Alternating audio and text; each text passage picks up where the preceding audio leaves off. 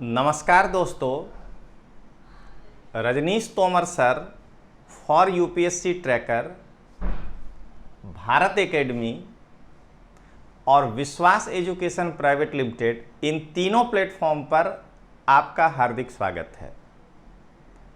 दोस्तों, आज जो हम लोग या कहें कि मैं आपके समक्ष जो उपस्थित हुआ हूं, उसका मेन उद्देश्य है कि यूपीएससी 2020 जो 4 अक्टूबर को यूपीएससी के द्वारा प्रारंभिक परीक्षा ली गई है, सिविल सेवा प्रारंभिक परीक्षा, उसके प्रश्नों का व्याख्यात्मक हल आपके सामने पेश करूं। यह एक श्रृंखला के रूप में एक एक कर आपके सामने आएगा। उसके अंतर्गत आज भारतीय इतिहास से संबंधित जितने भी प्रश्न आपको पूछे गए हैं, उनका मैं आपको व्याख्यात्मक हल आज व्याख्या करके बताऊंगा कि ये कहना क्या चाहता है।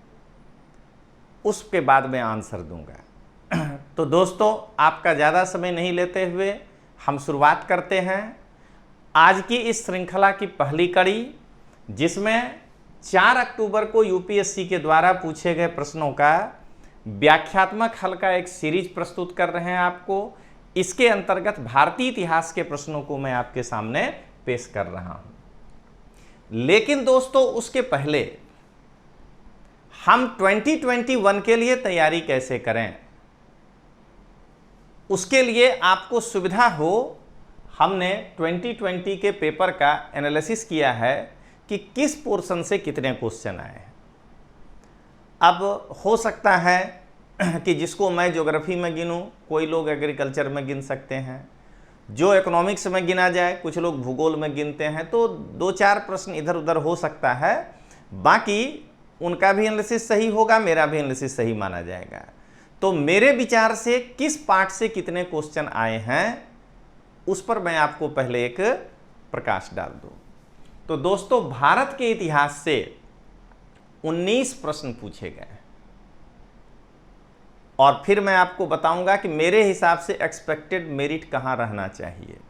तो 19 प्रश्न पूछे गए हैं। 2 मार्क के एक प्रश्न है, यानी 38 मार्क का क्वेश्चन भारतीय इतिहास से पूछा गया है। और हम लोग पूरे साल भारतीय इतिहास को इग्नोर करते हैं। अब एक नया ट्रेंड जो इस साल दिखाई दिया, वो देखिए, पिछले 2 सालों से चल रहा है। पिछली बार मध्यकालीन भारत से 5 प्रश्न पूछा गया था। इस बार इस 19 प्रश्न में प्राचीन भारत से 10 प्रश्न पूछे गए हैं और आधुनिक भारत से 9 प्रश्न पूछे गए हैं। दोस्तों, इस प्रकार से 19 प्रश्न पूछे गए। सेकंड टॉपिक, भूगोल। भूगोल से 10 प्रश्न पूछे गए हैं। अब वही हो सकता है कोई उसको एग्रीकल्चर को कहीं और लेके चला जाए, लेकिन ऐसे नॉर्मली 10 प्रश्न पूछे गए, जिनमें भौतिक भूगोल से 2 प्रश्न है, जेट स्ट्रीम वाला, महासागरीय तापमान वाला। भौतिक भूगोल से 2 प्रश्न है। विश्व के भूगोल से 1 प्रश्न है, कौन सी नदी किस महासागर में गिरती है। और भारत के भूगोल से 7 प्रश्न पूछे गए हैं, यानी 20 नंबर का भूगोल पूछा गया है। दोस्तों, 38 मार्क का इतिहास, या यूं कहें 100 क्वेश्चन में 19 क्वेश्चन इतिहास, 10 क्वेश्चन भूगोल, यानी 29। भारतीय राज व्यवस्था से 17 प्रश्न पूछे गए हैं। दोस्तों, राज व्यवस्था में भारत के संविधान से 14 प्रश्न है, पब्लिक पॉलिसी से 1 प्रश्न है, अधिकार और मुद्दे से 1 प्रश्न है और 1 प्रश्न करंट अफेयर्स का है। तो कुल मिलाकर के, पॉलिटी का करंट अफेयर्स है, कुल मिलाकर के जो है 17 प्रश्न भारत के संविधान से पूछे। मेरा लगभग साल का आकलन यही होता है कि अगर आपका इतिहास देखिए 19, भूगोल 10 और राज व्यवस्था 17, तो 29, 7, 36 और 10, 46। किसी साल 2 प्रश्न भूगोल से ज्यादा हो जाए तो 2 इतिहास से कम हो जाएगा। लेकिन अगर आप ये 3 को अच्छे से करके बैठे हैं, तो औसतन 45 प्रश्न इसमें से तीनों मिला के रहता ही रहता है। कोई साल का प्रश्न देख लीजिएगा, 40 to 45 के बीच क्वेश्चन रहता है। और हम बड़े सेक्शन को छोड़ देते हैं। किसी चौथे सेक्शन के पीछे पड़ जाते हैं। इसलिए आज ये ब्रेकअप बताने का मूल उद्देश्य है कि अभी भी संभलिए, वो दिल्ली के भेड़ चाल में मत चलिए। मैं भी 13 साल पढ़ाया हूँ, मुझे मालूम है वहाँ क्या होता है। ये जो है, अगर आपका ये 3 मजबूत है तो आप एनी टाइम रेस में रहेंगे। आप लगभग 88-90 क्वेश्चन टच करने की स्थिति में हैं। और मेरिट आप पिछले 2 साल से देख रहे हैं, 100 के आसपास टिकता है, 98। और चलिए बता देते हैं, इस बार हमारा अनुमान है 95 to 100 के बीच कहीं टिकना चाहिए। 95 के नीचे तो बिल्कुल नहीं आएगा, और आया तो समझना है प्रलय कि फिर लड़का नहीं ठीक से पढ़ा है। जो प्रश्न का लेवल है उस हिसाब से दोस्तों, उसके नीचे जनरल का मेरिट नहीं आ सकता है। मेरिट उसी के आसपास मोर और लेस रहेगा। तो दोस्तों क्या देख रहे हैं आप, 3 मिला करके हम मेरिट के करीब हैं। अब हम आगे बढ़ें। सामान्य विज्ञान, 17 प्रश्न सामान्य विज्ञान से पूछे गए हैं, जिसमें फिजिक्स से कोई प्रश्न नहीं है, केमिस्ट्री से 2 प्रश्न है, बायोलॉजी से 3 प्रश्न है, और बड़े भाग हैं साइंस एंड टेक्नोलॉजी, जिसमें से कि 12 प्रश्न पूछा गया है। मैं बेसिकली यही 4 विषय पढ़ाता हूं, इतिहास, भूगोल, संविधान और साइंस एंड टेक्नोलॉजी। अगर उसको जोड़ दीजिए दोस्तों तो 57 प्रश्न बनता है। अपने कोचिंग में 60 प्रश्न की लगभग गारंटी के साथ मैं पढ़ाता हूं कि ये कहीं नहीं जाएगा। तो ये जो है आप देख रहे हैं। इसके बाद पर्यावरण से 11 प्रश्न पूछे गए हैं। 1 मिनट। साइंस एंड टेक्नोलॉजी से जो 12 पूछे गए उनमें 9 ट्रेडिशनल हैं, 3 ही करंट। और पर्यावरण से 11 प्रश्न पूछे गए हैं, उनमें से 8 ट्रेडिशनल है, 3 करंट। और जो स्वतंत्र करंट जिसको कहते हैं कि वो किसी से जुड़ा हुआ नहीं है, न साइंस टेक से न इकोनॉमिक्स से, वो जो है आपके 3 पूछे गए हैं, जिसमें 1 भारत से है, 2 विश्व से है, G20 और ये सब। इकोनॉमिक्स से 23 प्रश्न पूछा गया है। अभी भी इकोनॉमिक्स सबको लीड कर रहा है। आप गिनती नहीं कर पाएंगे तो बात अलग है। 23 मैं नहीं पढ़ाता हूं इकोनॉमिक्स, फिर भी मैं उसके पक्ष में हूं दोस्तों। 23 प्रश्न है, जिनमें परंपरागत 17 है और करंट 6 है। इसका मतलब यदि कोई लड़का इतिहास, भूगोल, संविधान और इकोनॉमिक्स 4 को अच्छे से कर ले, मैं नहीं कह रहा हूं कि मैं साइंस टेक पढ़ाता हूं तो उसका भी बोल दूं, ये 4 यदि अच्छे से कर ले तो आप देख लीजिए वो 65 प्लस होता है। पूरे साल हर महीने का करंट, हर महीने नहीं पढ़ना ऐसा नहीं कर रहे हैं, एक मैगजीन कोई पढ़िए ना जो आपको अच्छा लगता है। लेकिन आप जो है हर चीज के पीछे भाग रहे हैं, उसका एक आज का करंट, उसका आज का करंट, उसका, और हासिल क्या लगता है, तो सब लोग उतना ही बना पाते हैं जितना कि सब बनाता है। सब लोग उतना ही बनाते हैं जितना सब बनाता है, बस यही समझिएगा। तो ये था एक बाइफर्केशन कि जो आपको हमने टॉपिक वाइज बताया। और 2021 के लिए मेरा सलाह है इतिहास, भूगोल, संविधान और इकोनॉमिक्स। 4+1 आपको जो करना हो कर लीजिए, आप कभी नहीं हारिएगा। अब इस साल जो है लोग हल्ला कर रहे हैं कि नहीं नहीं करंट से क्वेश्चन नहीं आया है। नहीं भाई, हर साल इक्वल ही होता है। आप हाईलाइट करते थे, इस बार नहीं कर पा रहे हैं। मैं बताता हूं, ये गलती से पब्लिक पॉलिसी में 2 लिख दिए हैं, दरअसल यहां अधिकार और मुद्दे को भी शामिल कर लिए हैं। उससे 2 प्रश्न पूछे गए हैं करंट के। संविधान का 1 प्रश्न 3, बायोलॉजी का 1 प्रश्न 4, 3 में से 1 करंट था। साइंस एंड टेक्नोलॉजी का 3 प्रश्न 7, पर्यावरण से 3 प्रश्न 10, स्वतंत्र 3 13, इकोनॉमिक्स 6 18 1 19। क्या देख रहे हैं, 19 प्रश्न अभी भी करंट अफेयर्स है। और जिस साल ढूंढ के पूछता था 25 होता था, 26 होता था। कोई बड़ा फर्क नहीं है 4-5 क्वेश्चन का। इसलिए मेरा यही यहां से संदेश है कि लोग रक्षात्मक हो गए हैं उनके पढ़ाए हुए में से जब सवाल नहीं फंसता है तो। डायरेक्ट क्वेश्चन यूपीएससी में कभी नहीं फंसता है दोस्तों, लेकिन जब उनके पढ़ाए हुए में से नहीं फंसता है तो वो दिशा मोड़ देंगे। बड़े ही मैंने आकर के निर्भीक होकर के यूट्यूब चैनल पे बोलते हैं कि शायद हो सकता है कि यूपीएससी को पता नहीं था कि हम अगला पेपर कब लेंगे, इसलिए उसने करंट नहीं। भाई आप चेयरमैन से गप किए थे क्या? यही पेपर जून में भी आता है और यही पेपर अक्टूबर में भी आया है, तो क्या फर्क पड़ा है भाई, जरा ये सोच के देखिए। तो इसलिए जब भी आप किसी ट्रेंड को पकड़ने का प्रयास करेंगे तो आप औंधे मुंह गिरेंगे, और जब उसके सिलेबस के आधार पर एक बड़ी तैयारी कर लेंगे कि नहीं, इतिहास, संविधान, इकोनॉमिक्स, ज्योग्राफी प्लस करंट, अगर ज्योग्राफी नहीं अच्छा है किसी का तो पर्यावरण प्लस करंट, अगर इस तरीके से आप कर लेंगे, अगर किसी का ये दो नहीं अच्छा है तो साइंस टेक प्लस करंट, अगर आप ये कर लेंगे तो आप कभी नहीं हारेंगे दोस्तों। लेकिन यहां क्या है कि आप देखिएगा, मैं भी व्याख्या करूंगा, मैक्सिमम लोग ऐसे प्रश्न पढ़ के क्या है बहुत इजी है, अरे क्या है तो व्याख्या करो ना यार, खाली ए बोल करके टिक मार दे रहे हो। तो ध्यान रखिएगा कि क्वेश्चन ना तो इजी है ना तो भारी है, जैसा यूपीएससी पूछता है वैसा ही पूछा है दोस्तों। तो चलिए अब हम लोग एक एक प्रश्न की ओर बढ़ें। हमने सेट सी के प्रश्न को लिया है, ध्यान रखिएगा, सेट सी जो है उसके प्रश्न को लिया है। सारे मेरे सीरीज में सेट सी ही होंगे, इवन सी सेट का भी सॉल्यूशन जो आएगा वो सेट सी ही होगा। तो सेट सी का 7वां क्वेश्चन है, बताने के बाद पीपीटी रख देंगे हम अपने टेलीग्राम चैनल पे, भारत एकेडमी के टेलीग्राम चैनल पे मिलेगा, दोनों जगह होगा, आप आराम से देख सकते हैं। तो देखिए सबसे पहले सेट सी का ये 7वां प्रश्न है। क्वेश्चन क्या है, भारत के इतिहास के संदर्भ में, यानी कहीं और नहीं जाना है, हिस्ट्री को ध्यान में रखते हुए भारत के इतिहास के संदर्भ में निम्न युग्मों पर विचार कीजिए। प्रसिद्ध स्थल, वर्तमान राज्य, भीलसा मध्य प्रदेश, द्वार समुद्र महाराष्ट्र, गिरिनगर गुजरात, स्थानेश्वर उत्तर प्रदेश। उपयुक्त में से कौन से युग्म सही सुमेलित हैं? जो मैं बताता हूं नकारात्मक पद्धति से कैसे, पहले वो बताऊंगा फिर इस सब की व्याख्या करूंगा।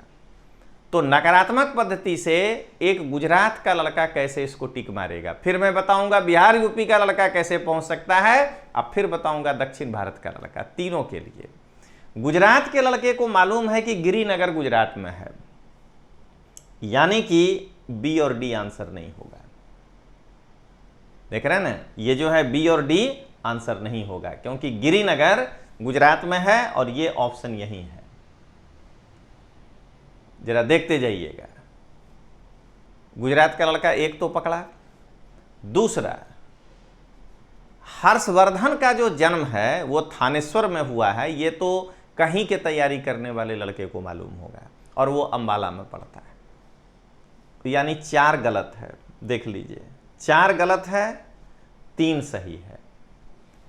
अब आइए भीलसा, हर कोई जानता है कि इल्तुतमिश इस पे आक्रमण किया था इतिहास के संदर्भ में, यानी एमपी। तो 1 और 3 सही है, ये आंसर आएगा ये। अब आइए यूपी बिहार का लड़का, तो यूपी बिहार का लड़का जानता है कि थानेश्वर अंबाला में है, नॉर्थ इंडिया का लड़का। 4 गलत है, यानी कि बी और डी नहीं होगा, ए और सी होगा। और गिरिनगर गुजरात में है, ये लगभग लोग जानते हैं। देखिए आप आंसर पे पहुंच जाएंगे। एक अगर से ये 3 जो है यहां पे है। अब आइए साउथ इंडिया का लड़का, वो जानता है कि द्वार समुद्र महाराष्ट्र में नहीं है। जो इतिहास पढ़ा है वो मिनिमम जानता है कि होयसल इसकी राजधानी थी, होयसलों का था द्वार समुद्र, और ये कर्नाटका में है। 2 गलत, इसका मतलब ये नहीं और डी नहीं, वो ए और बी तक पहुंच जाएगा। 50-50 के आधार पर हम ऐसे निकालेंगे। हर अलग अलग राज्य के लड़कों को हमने बताया आपको कि आप कैसे पता करें। महाराष्ट्र का लड़का भी बता देगा कि द्वार समुद्र मेरे यहां नहीं है, यानी लगभग जो है जगह के लड़के जो मेजॉरिटी है तैयारी करने वाले, वो इस क्वेश्चन को 50-50 तक पहुंच सकते थे। अब आइए इसका आंसर निकला ए, 1 और 3 सही है। अब मैं इसकी व्याख्या सुनाता हूं कि इतिहास के दृष्टिकोण से इसकी व्याख्या क्या होनी चाहिए। पकड़िएगा, व्याख्या मतलब कुछ भी नहीं ठूस देना है, हिस्टोरिकल व्याख्या सुनिए। मध्यकाल में बेसनगर भीलसा के नाम से जाना जाता था। यह मध्य प्रदेश के विदिशा जिले में अवस्थित है। कल को ये मेंस में भी आ सकता है ना, तो आप वहां जो है, अगर आपका इतिहास ऑप्शनल हो तो मेंस में आ जाएगा, जगह बताइए, तो वहां आप ऐसे ही लिखेंगे ना, आपको दोनों जगह काम आएगा। यह स्थल मध्यकाल में भीलवासीन सूर्यदेव के मंदिर के लिए प्रसिद्ध था। अब आइए अब इतिहास और ज्यादा, ये तो हो गया हिस्टोरिकल इतिहास में कल्चर पार्ट। अब आइए मेन इतिहास। मिन्हाज की ताबकाते नासिरी के अनुसार इल्तुतमिश ने 1233-34 में इस नगर पर आक्रमण किया था। अगला 1293 ईस्वी में जुलालुद्दीन खिलजी के सैनिक कमांडर के रूप में अलाउद्दीन खिलजी ने इस नगर पर आक्रमण किया था। 1532 में गुजरात के बहादुर शाह ने इस पर विजय प्राप्त किया था और इसके बाद यह मालवा के सुल्तान के अधीन हो गया। मालवा के सुल्तान की जब शक्ति कमजोर हुई तो यह मुगलों के अधीन चला गया और अंत में यह सिंधिया के राज का भाग हो गया। यह है ऐतिहासिक संदर्भ में भीलसा। अब आइए द्वार समुद्र। यह होयसलों की राजधानी थी जो वर्तमान समय में कर्नाटक में स्थित है। अब आइए इतिहास। 1310 में दिल्ली सल्तनत के सुल्तान अलाउद्दीन खिलजी ने मलिक कफूर को दक्षिण अभियान के लिए भेजा था। फरवरी 1311 में मलिक कफूर ने होयसलों की राजधानी द्वार समुद्र को घेर लिया और होयसल शासक वीर बल्लाल थर्ड ने बिना किसी प्रतिरोध के आत्मसमर्पण कर दिया था। ऐसे ही नहीं पूछ रहा है, अलाउद्दीन खिलजी में तो ये सब कोई पढ़ाते हैं। अब इस पर कोई कहे कि मेरे क्लास से आया है, अरे भारत के सब क्लास से आया है क्वेश्चन। अभी बताते हैं कि जो किसी के क्लास से नहीं आया है। यह ध्यान रखिएगा, इस प्रश्न को ऐसा कोई भारत का कोचिंग नहीं होगा जो आईएएस का क्लास लेता हो और ये नहीं पढ़ाता हो। अब आइए गिरिनगर। तो गिरनार जो गिरिनगर या रेवतक पर्वत के रूप में जाना जाता है, भारत के गुजरात के जूनागढ़ जिले में स्थित है। यहां 22वें जैन तीर्थंकर नेमिनाथ ने तपस्या की और मोक्ष प्राप्त किया। यह हुआ कल्चरल इतिहास। अब आइए इतिहास क्या है। जूनागढ़ अभिलेख से पता चलता है कि गुप्त काल में यहां पुरपाल जो था चक्रपालित नामक व्यक्ति था। यहां का पुरपाल चक्रपालित था। अब आइए स्थानेश्वर। हर्षवर्धन का जन्म 591 ईस्वी में स्थानेश्वर अंबाला में हुआ था जो वर्तमान में हरियाणा राज्य में स्थित है। इतना जो है जानने के बाद हम अब कंफर्म हो गए कि हाँ ये सवाल का ये जवाब है। बाकी अरे बड़ा इजी है, ये होता है, अरे तो बोलिए तो कि उसमें क्या इतिहास है। लड़का वो जानने आया है ना, ABCD तो कई टेलीग्राम में हो चुका है। जिसको जो समझना है कि मेरा कितना सही है, हर लोग अपने हिसाब से सही आंसर दिए हैं, मैं भी दे रहा हूं। हो सकता है कि मेरे में से 2 गलत निकल जाए, फिर 2 उनमें से गलत निकल जाए, कभी 2 उनमें से गलत निकल जाए। तो मोर और लेस 90 प्लस जो है, जो भी अच्छे लोग आईएएस में हैं उनका 100 में से क्वेश्चन सही है। आप उसमें से अंदाज लगा लीजिए कि आपका कितना हो रहा है। आप अगर 90 मान लीजिए किसी का भी सॉल्यूशन देख रहे हैं और आपका 22 हो रहा है, तो उनके 10 गलत हो जाने से आप पास तो नहीं हो जाइएगा। अगर उनके 90 में आप 50 हो रहे हैं तो ऑब्वियसली है कि आप रेस में हैं, फिर सोचना ही नहीं है। 45 हैं तो भी रेस में हैं। तो हम कोचिंग क्लास का गलती निकालने के बजाय ये मानकर चलिए कि 90 प्लस जो है, जो भी आया है सॉल्यूशन लेके उसका सही होगा और हमारा उसमें से मोटा मोटी 45 सही होना चाहिए, तो हम रेस में हैं। प्लस माइनस करके ये ध्यान रखिएगा। तो इसलिए व्याख्या करना जरूरी है। जो लड़का अगले साल एग्जाम देगा उसको समझ में आना चाहिए। तो चलिए अब आगे बढ़ें। क्वेश्चन नंबर 12 है ये 7 के बाद 12वां क्वेश्चन सेट सी का इतिहास से है दोस्तों। प्राचीन भारतीय गुप्त राजवंश के समय के संदर्भ में नगर घंटसाला, कदूरा और चौल किस लिए विख्यात थे? सबके क्लास के नोट से आया है, मेरे भी नोट्स में लिखा हुआ है। विदेशी व्यापार करने वाले बंदरगाह, शक्तिशाली राज्यों की राजधानियां, उत्कृष्ट प्रस्तर कला और स्थापत्य से संबंधित स्थान और बौद्ध धर्म के महत्वपूर्ण तीर्थस्थल। ये सब जो है बंदरगाह का नगर है, तो विदेशी व्यापार करने वाले बंदरगाह। अब आइए इसका हम व्याख्या आपको बताते हैं। ए हुआ इसका आंसर, ए विदेशी व्यापार करने वाले बंदरगाह। प्राचीन भारत में पश्चिम तटीय प्रमुख बंदरगाह पाटल, भृगुकच्छ, चौल, कल्याण, कैम्बे और सोपारा था। सबके नोट्स में है ये। प्राचीन काल में मालाबार तट पर कोलम मलाया, जिसे वर्तमान में क्यूलोन कहते हैं, प्रमुख बंदरगाह था।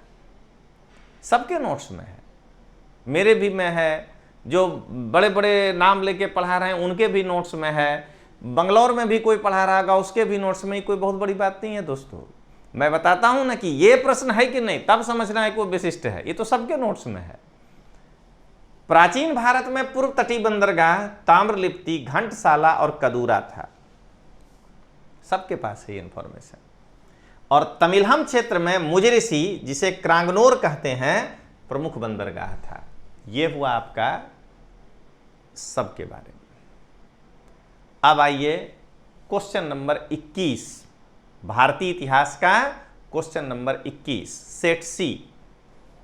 भारत के सांस्कृतिक इतिहास के संदर्भ में निम्नलिखित युग्मों पर विचार कीजिए। पहला, परिव्राजक, परित्यागी व भ्रमणकारी। अगर ऐसा लिखा हुआ किसी के नोट्स में है तो मानेंगे कि उससे क्वेश्चन फंसा है। समझ गए? सब कहेगा यहां पढ़ा दिए थे, वहां पढ़ा दिए थे। अरे लिखा हुआ दिखा दो। पढ़ा दिए थे मतलब परिव्राजक किसको कहते हैं? मैं पढ़ाता हूं, जब 6 तीर्थंकर का मत पढ़ाता हूं बौद्ध जी काल में, तो कहता हूं उसमें और बौद्ध काल में कि ये पहले संजय परिव्राजक के शिष्य थे। और तब मैं बताता हूं कि परिव्राजक का मतलब होता है व्राजक और परि, जो घर को त्याग दिया हो और घूम घूम करके अपना जीवन बिताता हो, उसको कहते हैं परिव्राजक। पाली में उसको परिव्राजक बोलते हैं। जरा दिखाइए तो। अब नोट्स नया बना के नहीं दिखा देना है। 2019 में जो मटेरियल दिया गया है, अगर उसमें इस तरह से लिखा है तो इसीलिए समझा रहे हैं दोस्तों, किताब के पीछे मत पढ़िएगा। सब किताब अच्छा है, कोई ब्रांडिंग कर रहा है नहीं। जो क्वेश्चन नॉर्मल है वो सबके किताब से आया है, जो अब नॉर्मल है वो किसी किताब से नहीं आया है। सब बेकार है, ऐसे समझना। नहीं तो सब अच्छा है, जो आपके पास है वही पढ़िए। अब आइए श्रमण, उच्च पद प्राप्त पुजारी। जरा दिखाइए। कहेगा कि लोग नहीं नहीं वैदिक काल में हमने बोला था। अरे भाई इसमें थोड़े वैदिक लिखा है, आपने लिखाया है कि नहीं ये तो बताइए। तोमर सर जो है एक एक चीज दिखाए हैं, मैं आपको दिखाता हूं जो मैं क्लास में बताया हूं। हमने जो है क्लास में बताया है कि बौद्ध धर्म में हायरार्की क्या होता है, तो 50% मैं बताया हूं। अभी भी मैं 100 नहीं कहूंगा। मैं बताता हूं क्लास में कि बौद्ध धर्म में जो सबसे निम्न श्रेणी के लोग माने जाते हैं वो हैं पुथु जन, पृथक जन। यहां वहां वो भटक रहे हैं, उनको अपने अपने तरीके से वो निर्वाण पाने का प्रयास कर रहे हैं। मतलब जो बौद्ध धर्म नहीं मान रहा है वो है पृथक जन, पुथु जन। अगर आपको अपना हायरार्की बढ़ाना है तो आपको बौद्ध धर्म में प्रवेश करना होगा। तो बौद्ध धर्म में प्रवेश के 2 मार्ग हैं।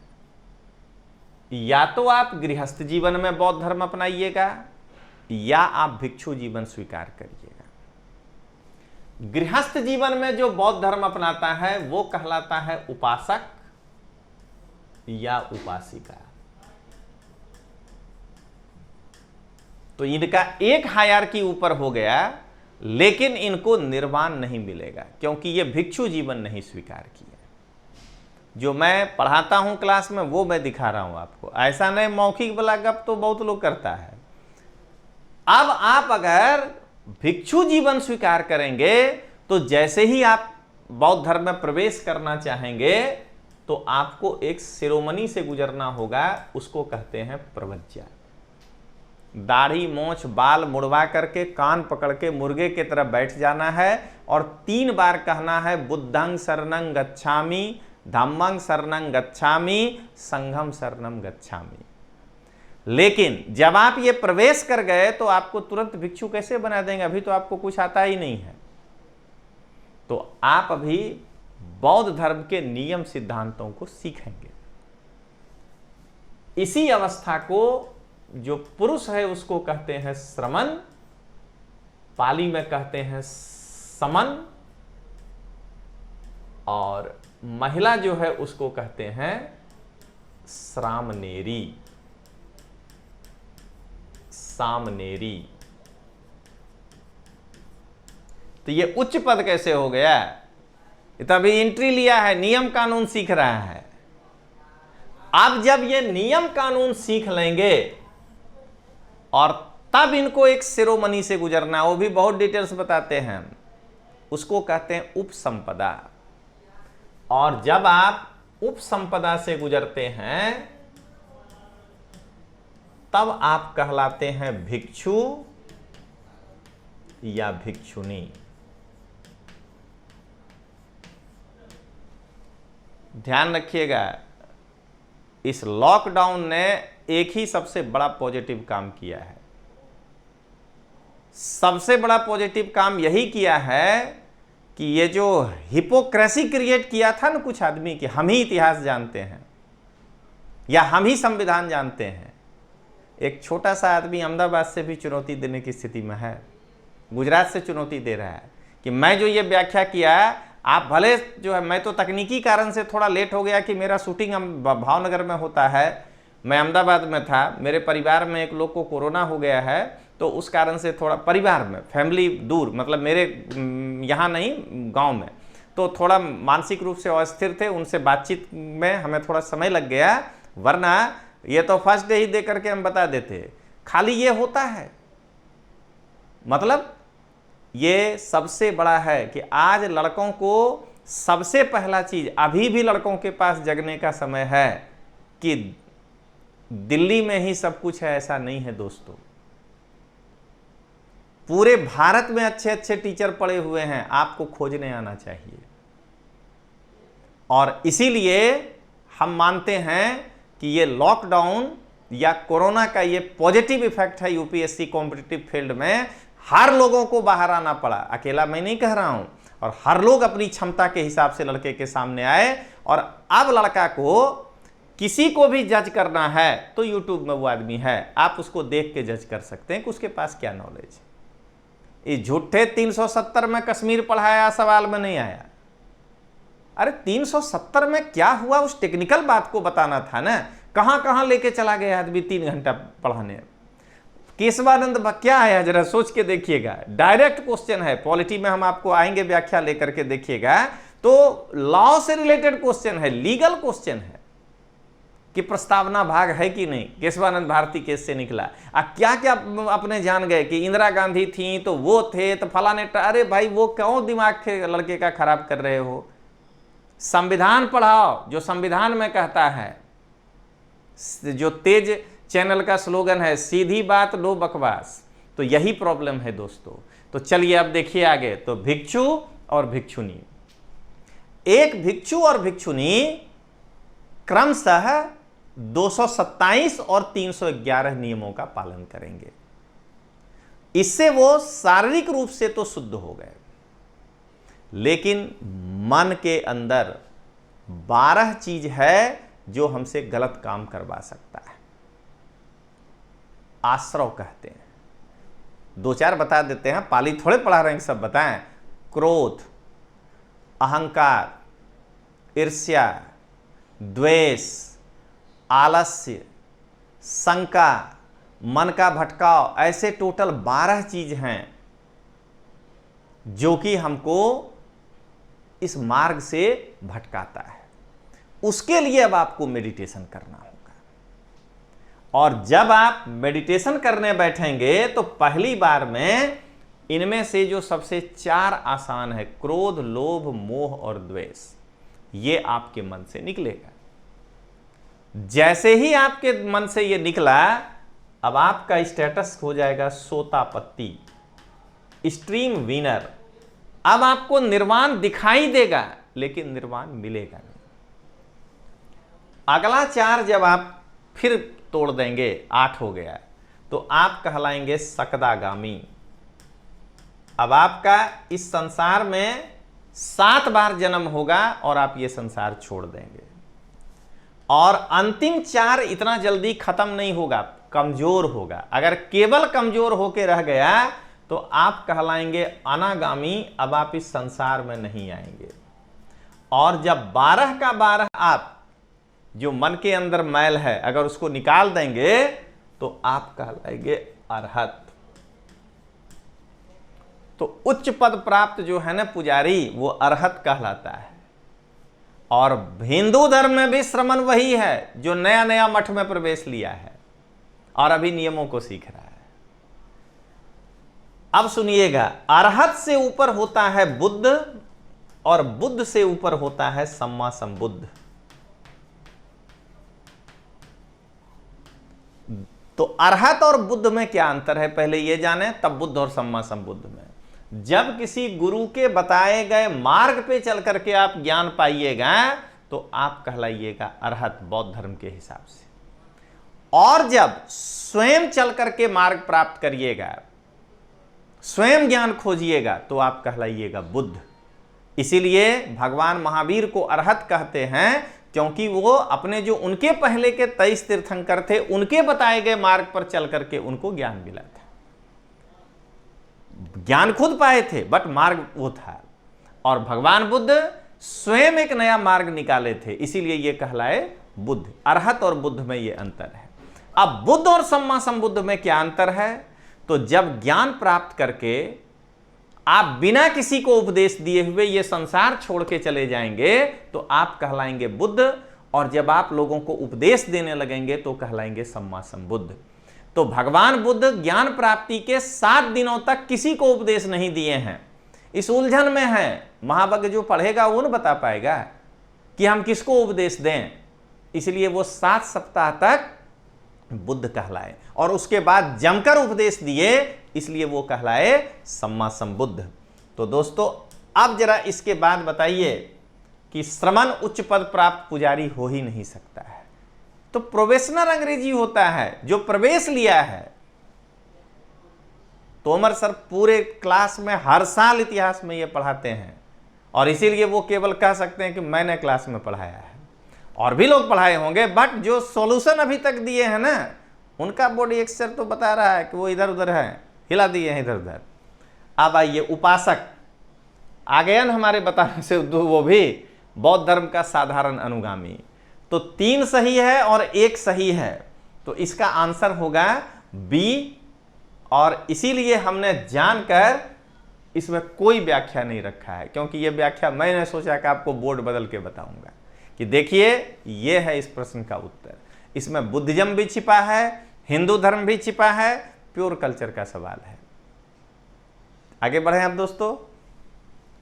61वां सवाल, सेट सी का 61वां सवाल।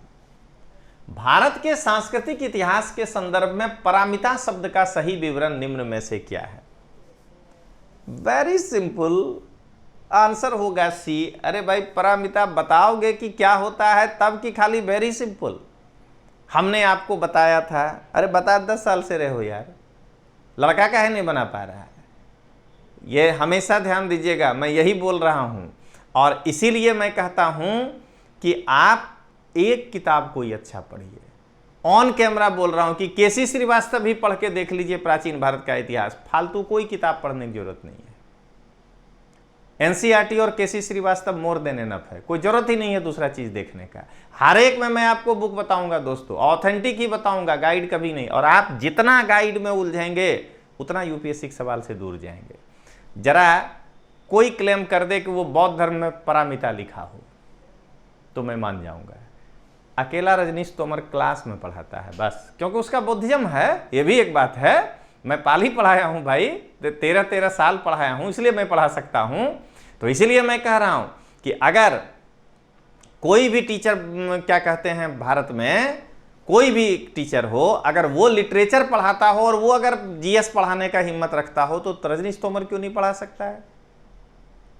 मतलब ऐसा तो है नहीं कि पाली अछूत है, बाकी सब बहुत चीज है। अगर लिटरेचर का टीचर खड़ा हो सकता है कोई भी जीएस के चीज में, तो रजनीश तोमर भी हो सकता है। वो तो गुजरात में 2003 से पढ़ा रहा है और अपने बच्चों को तो वो हमेशा गाइड किया है, दिल्ली में भी जिसको जीएस का जरूरत पड़ता था। ये बात अलग था कि वो दिल्ली में इस चीज़ को प्रेफर नहीं किया था, क्योंकि पाली से उसको फुर्सत नहीं था। वरना अब देखिएगा, अभी पॉलिटी का भी मैं आपको बताऊंगा, और उसके बाद आप इमेजिन करिएगा कि रजनीश तोमर को दिल्ली आना चाहिए कि नहीं आना चाहिए। लेकिन नहीं, मैं राष्ट्रकूट हूँ, मैं दक्षिण भारत में ही खुश हूँ, मैं अपने गुजरात में खुश हूँ, मेरे जेहन में गुजरात गुजरात गुजरात है, बस यही समझिएगा। और यहाँ के ही बच्चों के लिए कुछ हमें करना है, और इसीलिए मैं यदि कमेंट भी करता हूँ कभी, तो मैं गुजरात के बच्चों को जब देखता हूँ कि वो बरगलाता है कोई उसको, तो मुझे बड़ी तेज गुस्सा आती है। भैया वो झोला पोथा बांध के दिल्ली में रखो, कायल हमारे इधर आकर के पोल्यूट कर रहे हो, फालतू चीज़ पढ़ने दो बच्चे को जो है ओरिजिनल चीज़। तो चलिए अब आगे बढ़ें। भारत के सांस्कृतिक इतिहास के संदर्भ में पारमिता शब्द का सही विवरण निम्न में से कौन सा है? सूत्र पद्धति में लिखे गए प्राचीनतम धर्मशास्त्र पाठ, वेदों के प्राधिकार को अस्वीकार करने वाले दार्शनिक संप्रदाय, परिपूर्णताएं जिनकी प्राप्ति से बोधिसत्व पथ प्रशस्त हुआ, और डी आरंभिक मध्यकालीन दक्षिण भारत की शक्तिशाली व्यापारी श्रेणियां। आंसर है सी, सब जानते हैं, व्याख्या सुनिएगा, और बेहतरीन व्याख्या आपके लिए पाली टेक्स्ट से लेकर आए हैं। पारमिता एक बौद्ध शब्द है जिसे अक्सर पूर्णता के रूप में ग्रहण किया जाता है। पारमिता परम से बना है, समझिएगा, पारम तो यानी वो पूर्ण हो गया। इसका वर्णन बौद्ध टीकाओं में किया गया है, जो आमतौर पर प्रबुद्ध प्राणियों के साथ जुड़ा है। यानी बौद्ध ग्रंथ में जब टीका किया जाता है तो प्रबुद्ध प्राणी के लिए पारमिता शब्द का प्रयोग होता है। थेरवाद टिप्पणीकार धम्मपाल पारमिता को महान गुणों के रूप में वर्णित किए हैं। कहते हैं कि जिनमें महान गुण है वो पारमिता है, और वो अक्सर बोधिसत्व के लिए क्या कहते हैं, प्रयुक्त होता है। अब आइए, खुद्दक निकाय में 10 पारमिता का उल्लेख। ये पाली में से जब पढ़ाते थे तब पढ़ाते थे। दान पारमी उदारता, शील पारमी नैतिक आचरण, नेक्षम पारमी त्याग, पैया पारमी, प्रज्ञा को पैया बोलते हैं पाली में, विवेक, वीर्य पारमी ऊर्जा, खंती पारमी सहनशीलता, सच्चा पारमी ईमानदारी, अधिष्ठान पारमी दृढ़ संकल्प, मेत्ता पारमी मित्रता का पाली में त्र का ताता हो जाता है मित्रता, और उपेक्षा पारमी उपेक्षा, अंत में कखा का पाली अच्छा हो जाता है तो उपेक्षा का उपेक्षा। ये 10 पारमिता का उल्लेख। अब आइए, प्रज्ञा पारमिता सूत्र और अन्य महायान ग्रंथों में 6 पारमिताओं का उल्लेख। दान पारमिता उदारता, शील पारमिता नैतिक आचरण, शांति पारमिता सहनशीलता, वीर्य पारमिता ऊर्जा, ध्यान पारमिता चिंतन, और प्रज्ञा पारमिता ज्ञान। ये हुआ कि अब आपको कुछ थोड़ा पारमिता समझ में आया होगा। जुटे है, क्वेश्चन आसान है। अब आगे बढ़ते हैं। 62 भारतीय इतिहास के संदर्भ में 1884 का रखमाबाई मुकदमा किस पर केंद्रित था? महिलाओं का शिक्षा पाने का अधिकार, सहमति की आयु, दाम्पत्य अधिकारों का प्रत्यास्थापन। महिलाओं को शिक्षा के लिए यह केस नहीं है, मैं भी पूरी व्याख्या आपको दिखाता हूं। मेरे हिसाब से यह आंसर 2 और 3 आएगा। एक गलत होने से ए सी डी तीनों गलत हो गया। रखमाबाई कोई व्याख्या नहीं किया अभी तक, लीजिए मैं करता हूं। रखमाबाई का जन्म जनार्दन पांडुरंग एवं जयंती बाई के घर में एक मराठी परिवार में हुआ था। जब वह 2 वर्ष की थी तब उनके पिता का निधन हो गया, और उनकी मां ने 6 वर्ष के बाद, यानी कि 8 साल की जब वो थी, बंबई के चिकित्सक एवं सामाजिक कार्यकर्ता डॉक्टर सखाराम अर्जुन से विवाह कर लिया। उनकी मां का सेकंड मैरिज हो गया। 2 वर्ष के बाद, यानी जब ये 10 साल की हुई, रखमाबाई का विवाह सखाराम अर्जुन के सौतेले भाई, यानी उनके सौतेले पिता के चचेरे भाई दादाजी भीखाजी के साथ हुआ। यानी रखमाबाई का विवाह दादाजी भीखाजी के साथ हुआ।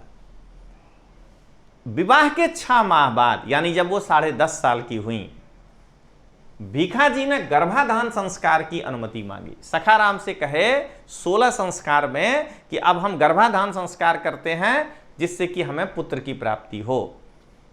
जिसे डॉक्टर सखाराम अर्जुन ने उनके कम उम्र का होने के कारण अस्वीकार कर दिया। मार्च 1884 में भीखाजी ने अपने वकील चाक और वॉकर के माध्यम से सखाराम को एक कानूनी नोटिस भेजा, क्योंकि उस समय 10 साल ही था सहमति की आयु। सखाराम ने वकील पाइने और गिलबर्ट के माध्यम से इसे अस्वीकार किया और 1885 में भीखाजी बनाम रखमाबाई केस में रेस्टिट्यूशंस ऑफ कंजुगल राइट्स, इसका हेडिंग ये था, रेस्टिट्यूशंस ऑफ कंजुगल राइट्स, दाम्पत्य अधिकारों का प्रत्यस्थापन के नाम से ये केस हुआ। तो अगर इस नाम से ये केस हुआ तो तीसरा नंबर तो ऑप्शन अपने आप आ गया दोस्तों, यानी कि ए नहीं होगा। अब आइए, जब केस हुआ तो डिसीजन क्या आया? तो न्यायमूर्ति रॉबर्ट हिल पिनहेई ने रखमाबाई को कम उम्र का होने के कारण भीखाजी के विरुद्ध फैसला दिया कि गर्भाधान संस्कार नहीं होगा। 1 साल के बाद जब ये जज चले गए तो 1886 में यह मामला पुनः विचार के लिए लाया गया। तो उस समय फरनान हो गए थे न्यायमूर्ति, उन्होंने 4 मार्च 1887 को हिंदू कानून की व्याख्या का उपयोग करते हुए कि नहीं, गर्भाधान संस्कार तो होगा, क्योंकि 10 साल ही सहमति की उम्र थी। तो आदेश दिया रखमाबाई को कि या तो तुम पति के साथ जाओ या तुम कारागार जाओगी, जेल, हिंदू कानून का सहारा लेके। तो रखमाबाई ने कहा कि मैं कारावास जाऊंगी लेकिन मैं जेल नहीं मैं उनके साथ नहीं जाऊंगी। सहमति के लिए उसने ना किया, ये दूसरा हो गया, देख रहे हैं ना। तो सेकंड था सहमति की आयु, थर्ड था दाम्पत्य जीवन का प्रत्यस्थापन। शिक्षा का तो कहीं गप ही नहीं हो रहा है। अंततः 1891 में एज ऑफ कंसेंट बिल पारित हुआ ब्रिटिश भारत में, और उसमें सहमति की उम्र को 10 साल से बढ़ा करके 12 साल कर दिया गया।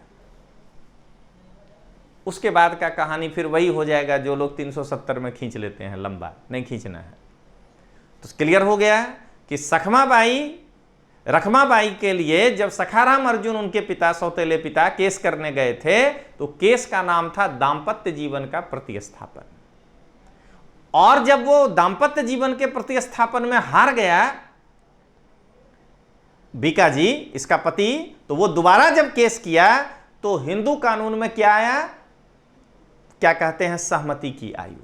और अंत में इस एक्ट को पारित करके सहमति की आयु को 10 से बढ़ा के 12 साल कर दिया गया। इतने जानना है। अब रखमाबाई का कुंडली नहीं निकालने लगना है, वो पेशे से डॉक्टर थी, हमको भी मालूम है बाद में। लेकिन ये था आपका प्रश्न, क्यों आया ये? 3 तलाक के कारण जो अभी समाज में माहौल ऐसा बना, तो हमारे लिए यह एक डायरेक्शन है यूपीएससी के द्वारा कि सामाजिक मामलों पे कई बार कोर्ट ने जो है दखलअंदाजी किया है। कई बार अगर इंडिविजुअल के अधिकार का उल्लंघन हो रहा हो तो उसको सामाजिक कानून से ऊपर वरीयता देते हुए कोर्ट ने उनके हक में फैसला दिया, या क्या कहते हैं, कोर्ट अगर नहीं दिया फैसला कभी तो पार्लियामेंट ने कानून बनाया। अंत में कानून ही पारित हुआ था ना। तो उसी तरह अभी भी कोर्ट के भी डायरेक्शन से और पार्लियामेंट ने भी कानून बनाया है। देखिए ये मिलता जुलता केस है। हिंदुओं पर हुआ था इस तरह की बात तो ये 1892 में। आप जरा सोच के देखिएगा, मैं हमेशा कहता हूं कि उसका विरोध करने वाले को भी ये बात नहीं मालूम था, जो उनके साथ खड़े थे उनको भी नहीं मालूम था। वो बार बार कहते थे हिंदू महिला का क्या, हिंदू, अरे भाई 1892 का पढ़े थे तुम, जो बार बार कहते हो कि हिंदू महिला का क्या, हिंदू महिला का क्या। अरे वैसे तो बहुत सारे, समाज जब आगे बढ़ेगा तो कुरीतियों को धीरे धीरे हटाया जाएगा। तो इसको एकदम से हटा दिया ऐसा भी नहीं कहना है। प्रश्न के नेचर को समझिएगा। ये अगर कोई आदमी निकाल दे कि मेरे किताब में था, कहेंगे शाबाश, यू आर हिस्टोरियन। समझ गए ना, 21 किताब से नहीं फंसा है। तब फालतू उनको किताब का ब्रांडिंग करने से फायदा। पारमिता किसी किताब में नहीं फंसा, श्रमण के बारे में कोई नहीं लिखा था, तो फिर क्या मैंने खाली वो भेलसा और क्या कहते हैं गिरिनगर से क्वेश्चन फंसता है। इसीलिए समझा रहे हैं दोस्तों कि एनसीईआरटी केसी श्रीवास्तव बेस्ट है, बाकी कुछ नहीं पढ़ना है। मैं विश्वास प्रकाशन की भी बात कर रहा हूं कि नहीं पढ़ना है। अब आपकी मर्जी कि आपको जो पढ़ना है पढ़िए। अरे दिल्ली से फलाना वाला बहुत बढ़िया आया है, आ गया ना बहुत बढ़िया, ये मिलाइए। जब आपके अंदर ये क्षमता हो जाएगा ना, तो पास किया हुआ लड़का भी गलत नहीं बोल पाएगा आपको कि फलाना किताब बढ़िया है। अरे तुम किए हो यार, तो अबरी हम भी करेंगे ना। तो जैसे तुम अपने से तय किए थे कि ये किताब हम अपने से तय करेंगे, वैसे हमको करने दो ना। क्यों हम गाइड होंगे तुमसे भाई? क्या तुम 1952 में जो पास किया था उसको फॉलो किए क्या? 52 वाला का 53, 53 वाले का 54, 54 वाले का, ऐसा नहीं होता है। जो टॉपर होता है वो हमेशा अपना नया रास्ता बनाता है, पास करने वाला लड़का अपना नया बनाता है। हाँ, कोचिंग के जमाने में आ जाने के कारण 100-50 लड़के ऐसे होते हैं जो फॉलो करके पास हो जाते हैं, किंतु बहुमत ऐसा नहीं होता है। आपको अपने से रास्ता बनाना है। कोई कह दिया फलाना किताब अच्छा है, अरे रख के एक बार देखो तो पिछले साल का प्रश्न की आया भी है कि नहीं आया है, तो ये ध्यान रखिएगा। चलिए अब आगे देखें। 63, निम्नलिखित में से किस कारण से भारत में 20वीं शताब्दी के आरंभ में नील की खेती का ह्रास हुआ? इसको कहेंगे कि किसी भी किताब में मिलेगा। नील के उत्पादकों के अत्याचारी आचरण के प्रति काश्तकारों का विरोध, नई खोजों के कारण विश्व बाजार में इसका अलाभकर होना, नील की खेती का राष्ट्रीय नेताओं द्वारा विरोध किया जाना, उत्पादकों के ऊपर सरकार का नियंत्रण। 4 में से चारों लगभग सही है, लेकिन क्या कहता है कि किस कारण से ज्यादा नजदीक पहुंचना है, तो उनमें सबसे नजदीक है केमिकल डाई आ गया था। तो जब केमिकल डाई आ जाएगा तो जाहिर है कि लोग उसकी ओर भागेंगे, वो सस्ता होगा, उसमें रासायनिक चीज है, उसमें ज्यादा रहेगा दिन तक चमक। तो भारत में बी आंसर होगा। भारत में 20वीं शताब्दी के आरंभ में नील की खेती के ह्रास के मुख्य कारण थे 19वीं शताब्दी में सिंथेटिक डाई का प्रयोग। ई कहेगा सबकी बेरे यहां से आया है, लेकिन रखमाबाई नहीं, ठीक ना, परामिता नहीं मिलता है, ये ध्यान रखिए। अब सब डालेगा, अगला एडिशन आएगा ना 2021 में, देखिएगा सबके किताब में होगा। अब आइए 64, वेलेजली ने कलकत्ता में फोर्ट विलियम कॉलेज की स्थापना किस लिए की थी? उसे लंदन में स्थित बोर्ड ऑफ डायरेक्टर ने ऐसा करने के लिए कहा था। सिंपल लॉजिक है कि वहां बैठा आदमी, हर आदमी सत्ता अपने हाथ में रखना चाहता है, नहीं दे सकता है। वह भारत में प्राच्य ज्ञान के प्रति अभिरुचि पुनः जागृत करना चाहता था। अंग्रेज इतना बड़ा दयालु, तो फिर हम वुड डिस्पैच क्यों पढ़ते हैं? सोचना है इसे। वह विलियम कैरी और उसके सहयोगियों को रोजगार प्रदान करना चाहता था, और वह ब्रिटिश नागरिकों को भारत में प्रशासन के लिए प्रशिक्षित करना चाहता था। इसको हाथ उठा कहिए कि वेरी सिंपल आंसर है डी। अब देखते हैं, आंसर है डी। अब थोड़ा सा व्याख्या जान लें। फोर्ट विलियम कॉलेज की स्थापना 10 जुलाई 1800 को कलकत्ता में फर्स्ट मार्क्विस ऑफ वेलेजली के द्वारा किया गया था। इस कॉलेज के संस्थापक फर्स्ट मार्क्विस वेलेजली और रिचर्ड वेलेजली थे। इस कॉलेज में हजारों पुस्तकों का अनुवाद बंगाली, हिंदी, संस्कृत, अरबी, फारसी और उर्दू भाषा से अंग्रेजी में किया गया ताकि अंग्रेज पढ़ सकें। इस कॉलेज की स्थापना का उद्देश्य ब्रिटिश अधिकारियों को भारतीय भाषाओं में शिक्षित करना था। वो हमारे यहाँ के लैंग्वेज को जाने, जिससे कि यहाँ वो प्रशासन दे सकें। इस कॉलेज ने ब्रिटिश अधिकारियों को भारतीय भाषाओं में प्रशिक्षित करने का कार्य किया, और ब्रिटिश ईस्ट इंडिया कंपनी के बोर्ड ऑफ डायरेक्टर ने कलकत्ता में प्रशिक्षण कॉलेज खोलने का कभी समर्थन नहीं किया और हेलिसबरी में खोलना चाहता था। अब हम लोग देखते हैं क्वेश्चन नंबर 65, सेट सी, क्वेश्चन नंबर 65। भारत के इतिहास के संदर्भ में उलगुलान अथवा महान उपद्रव निम्न में से किस घटना का विवरण था? 1857 के विद्रोह का, 1921 के मौपिला विद्रोह का, 1859-60 के नील विद्रोह का, और 1899-1900 के बिरसा मुंडा विद्रोह का। सब लोग कहता है बिरसा मुंडा विद्रोह कोई उलगुलान कहते थे, तो हम भी कहते हैं डी होगा आंसर। लेकिन मैं आपको पूरी व्याख्या करके बताता हूं कि उलगुलान का मतलब क्या होता है। कहीं अगला साल ये पूछ दिया तो जो हम देखे इतना देर यूट्यूब बेकार हो गया।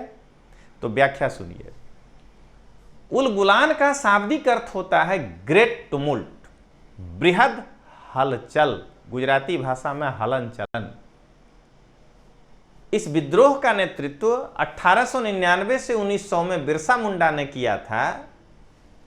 बिरसा मुंडा का जन्म 15 नवंबर 1875 ईस्वी में मुंडा जनजाति में हुआ था। इन्हें धरती का अब्बा या पृथ्वी का पिता के रूप में भी जाना जाता है।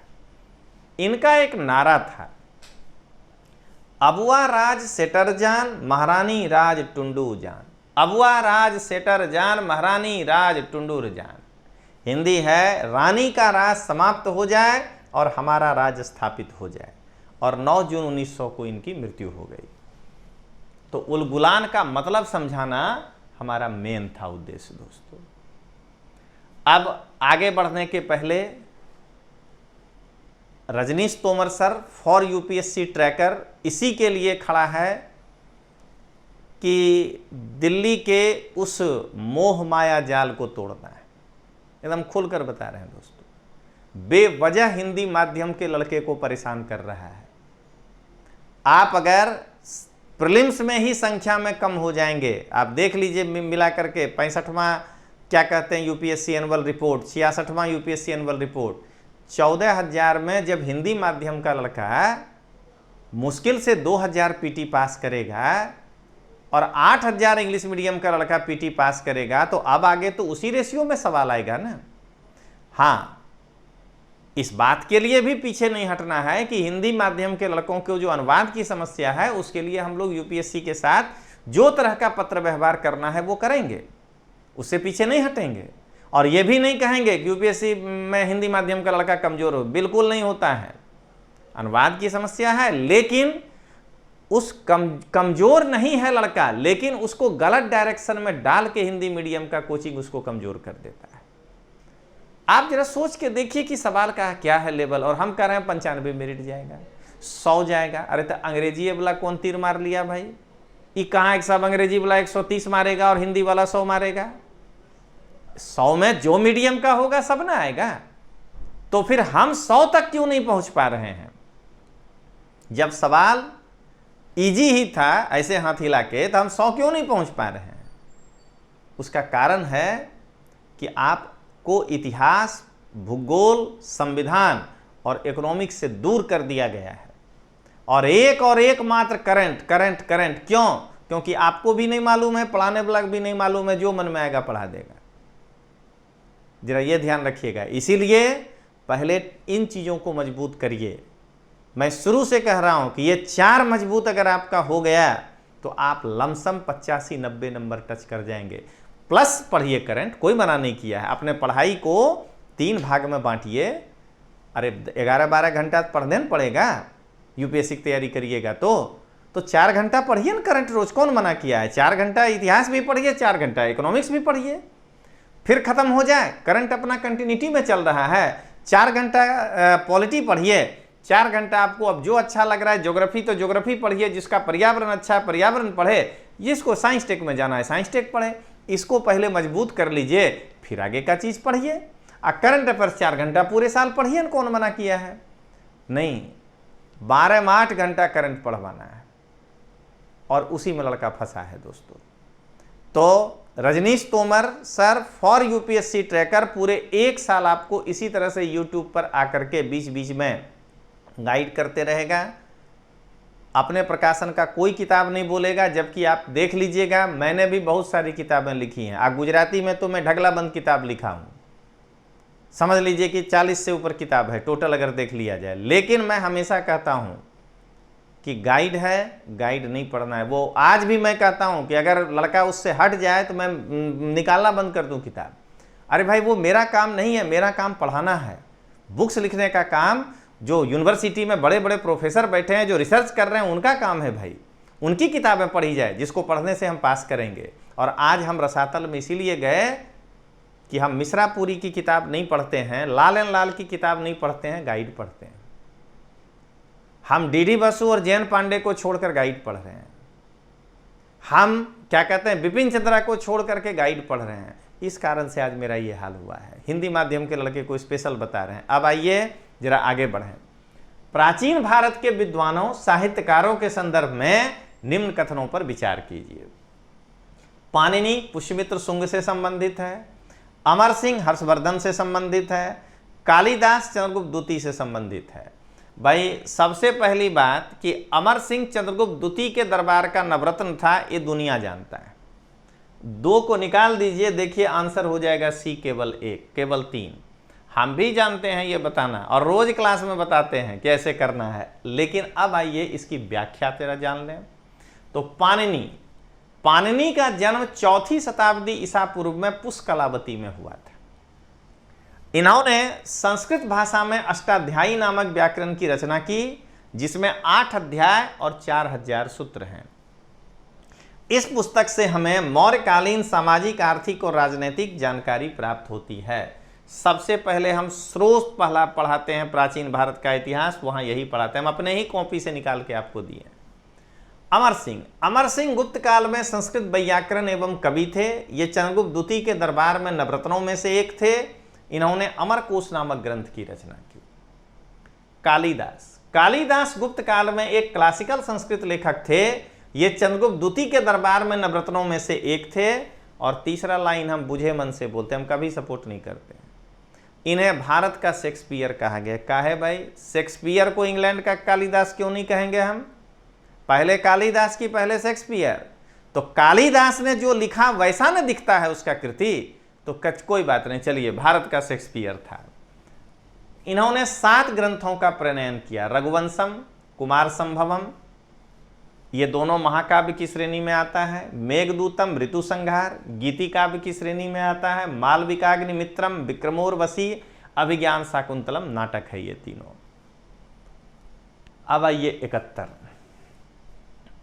ये क्वेश्चन जरा दिखाओ तो भाई, कोई जो लिखे हो किताब, यही चीज बता रहे हैं। ये क्वेश्चन पढ़ने के लिए ध्यान रखिएगा कि आपको हरिश्चंद्र वर्मा या मध्यकालीन प्रशासन समाज संस्कृति जैसे लिखे हैं राधेश्याम, उस टाइप के कोई अगर मॉडर्न इंडिया का किताब मैं बताऊंगा, लेकिन अभी ऐसे समझिएगा वहां से मिलेगा। भारत के इतिहास के संदर्भ में निम्न युग्मों पर विचार कीजिए।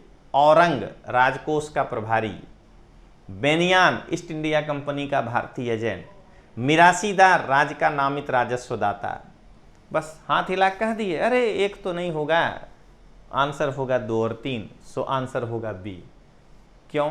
औरंग बताना न पड़ेगा लड़का को कि क्या है, तो बताते हैं। औरंग यह एक फारसी शब्द है जिसका अर्थ होता है वह स्थान जहां सामान बेचे जाने के पूर्व एकत्र किया जाता है। एक प्लेस जहां बेचने के पहले सबको इकट्ठा किया जाता है।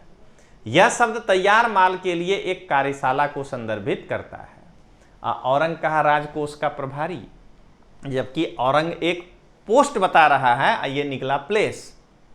अब आइए बेनियान। यह संस्कृत एवं बंगला शब्द बानिक व्यापारी का अंग्रेजी रूप है। बनिया बेनियान हुआ था।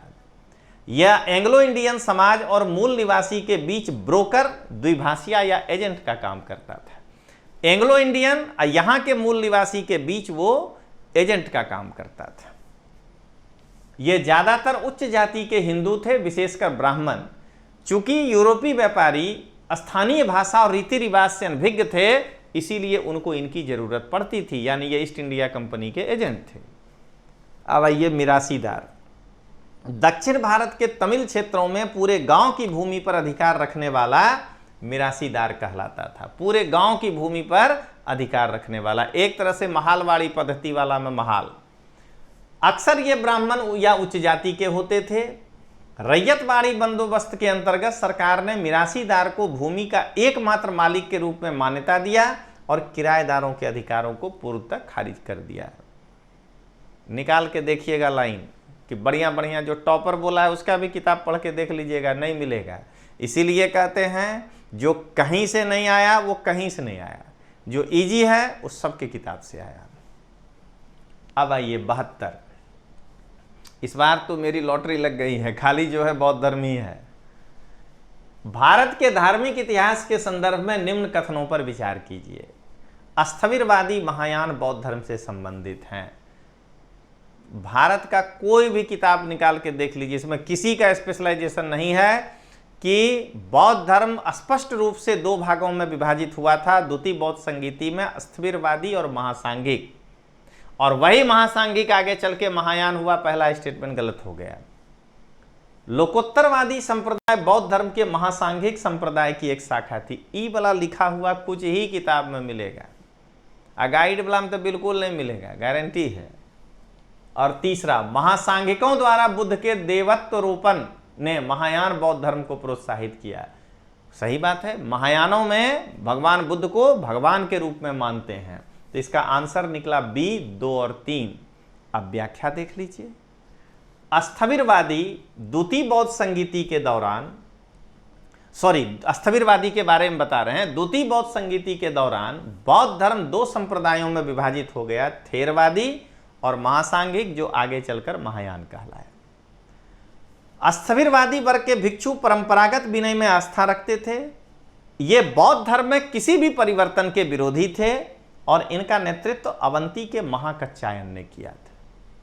Sri Lanka, Myanmar, Thailand, Cambodia, Laos में यह संप्रदाय स्थविरवादी लोकप्रिय है। ये तो जब आपके सर बुद्धिस्ट स्टडीज दिल्ली से एमए कर रहे थे तो इनके साथ बैठे हैं। लोकोत्तरवादी संप्रदाय, लोकोत्तरवाद का अर्थ होता है लोकोत्तर प्लस वाद, उत्कृष्ट शिक्षा। यह महासांघिकों का ही एक समूह है। महावस्तु, सुखावती व्यूह इसके प्रमुख ग्रंथ हैं। महासांघिक, इन्हें सर्वास्तिवादी भी कहा जाता है। इस वर्ग के भिक्षु समय के साथ विनय में परिवर्तन चाहते थे और इसका नेतृत्व महाकश्यप ने किया था। इन्होंने भगवान बुद्ध को भगवान के रूप में स्वीकार किया। कंप्लीट व्याख्या दिए हैं आपको। अब आइए 73 नंबर क्वेश्चन। निम्न में से कौन सा कथन औद्योगिक क्रांति के द्वारा 19वीं शताब्दी के पूर्वार्ध में भारत पर पड़े प्रभाव की सही व्याख्या करता है? ये लगभग के किताब में है। भारतीय दस्तकारी उद्योग नष्ट हो गए थे। भारत के वस्त्र उद्योग में मशीनों का बड़ी संख्या में प्रवेश हुआ था। देश के अनेक भागों में रेलवे लाइनें बिछाई गई थीं और ब्रिटिश उत्पादन के आयात पर भारी शुल्क लगाया गया था। डी तो हो ही नहीं सकता है, क्योंकि क्या कहते हैं 19वीं शताब्दी आ गया, इंग्लैंड का ही प्रभुत्व है। ये तीनों करीब है, बट उनमें से सबसे ज़्यादा करीब ए है कि 19वीं शताब्दी के पूर्वार्ध में जब इंडस्ट्रियलाइजेशन हुआ तो हाथ से बनाए हुए कपड़े का फिनिशिंग, अब मशीन के फिनिशिंग में अंतर आ गया, वो देखने में अच्छा लगने लगा, कीमत में भारी अंतर आने लगा। अब प्लस उपनिवेशवादी सरकार थी, पॉलिसी ऐसा बनाया जिस कारण से दस्तकारी उद्योग नष्ट हो गया। अब आइए क्वेश्चन नंबर 74। अब 74वां क्वेश्चन देखिए। भारत के इतिहास में निम्न घटनाओं पर विचार कीजिए। राजा भोज के अधीन प्रतिहारों का उदय, महेंद्र वर्मन के अधीन पल्लव सत्ता की स्थापना, परांतक फर्स्ट के द्वारा चोल सत्ता की स्थापना और गोपाल के द्वारा पाल वंश की स्थापना। आंसर है सी 2413। लेकिन जरा व्याख्या देखें। राजा भोज 836 से 885 के बीच, रामभद्र का पुत्र एवं उसका उत्तराधिकारी मिहिर भोज इस वंश का, प्रतिहार वंश का महत्वपूर्ण शासक था। हम जोड़ के दिखा रहे हैं, यह दो पाल वंश के शासक देवपाल और विग्रहपाल का समकालीन था और गोपाल संस्थापक था। यानी उसके बाद इन ये दो आएगा, तो मिहिर भोज गोपाल के बाद का राजा है। महेंद्र वर्मन फर्स्ट 600 से 630, सिंह विष्णु का पुत्र एवं उसका उत्तराधिकारी महेंद्र वर्मन फर्स्ट पल्लव शासक हुआ। इसके काल में पल्लव चालुक्य संघर्ष प्रारंभ हुआ। महेंद्र वर्मन एवं पुलकेशिन द्वितीय के बीच यह संघर्ष शुरू हुआ था। परांतक फर्स्ट 907 से 955, ये तो ऐसे भी चोल लास्ट में पढ़ते हैं। यह चोल शासक आदित्य फर्स्ट का शासक था, इसने मदुरा के पांड्य शासक राज सिंह सेकंड पर आक्रमण किया था और गोपाल 750 से 750 ईस्वी यह पाल वंश का संस्थापक था। तो इस तरीके से आप देख रहे हैं कि सबसे पहले 600 से 630, इसीलिए 2 है। उसके बाद गोपाल 750 से 770, इसीलिए 4 है। उसके बाद एक 836 से 885, और उसके बाद जो है आप क्या देख रहे हैं कि उसके बाद अंतिम है आपका परांतक फर्स्ट 907 से 955। ये था इसका व्याख्या। अब आइए, निम्न में से कौन सा उपवाक्य उत्तर हर्षकालीन स्रोतों में प्रायः उल्लिखित हुंडी के स्वरूप की परिभाषा बताता। हमको याद है कि जब हम लोग बच्चे थे ना, और हमारे चाचा कुछ ले के आते थे और हम लोग उनको धक्का दे के छीनने का प्रयास करते थे खाने का चीज़, तो बड़ा गुस्सा करके कई बार कहते थे कि हुंडी लेबें, ऐसे ही बोलते थे, हुंडी लेबें। तो बचपन से वो दिमाग में कौंध रहा है हुंडी। एक्सचेंज लेटर हुआ कि चाचा हमको कुछ लिख के दे दें, हम जाकर दुकानदार को दे देंगे, हुंडी है, अगर उनका क्रेडिट होगा तो देगा दुकानदार। अब जरा विनिमय पत्र हो गया इसका आंसर। लेकिन सी, जरा इसकी व्याख्या देखें कि हुंडी क्या था। तो यह मध्यकालीन भारत में विकसित एक वित्तीय साधन है जो व्यापार और ऋण के लेन देन में उपयोग होता था। फाइनेंशियल साधन है। इसका उपयोग धन के हस्तांतरण के लिए प्रेषण के साधन के रूप में किया जाता है। रिजर्व बैंक ऑफ इंडिया के अनुसार किसी व्यक्ति द्वारा बिना किसी शर्त के किसी अन्य व्यक्ति को राशि के भुगतान का आदेश हुंडी है। यह 3 प्रकार का है: सहज हुंडी, दर्शनी हुंडी और मुद्दती हुंडी। इतना आपको इंफॉर्मेशन दे दिए हुंडी के बारे में।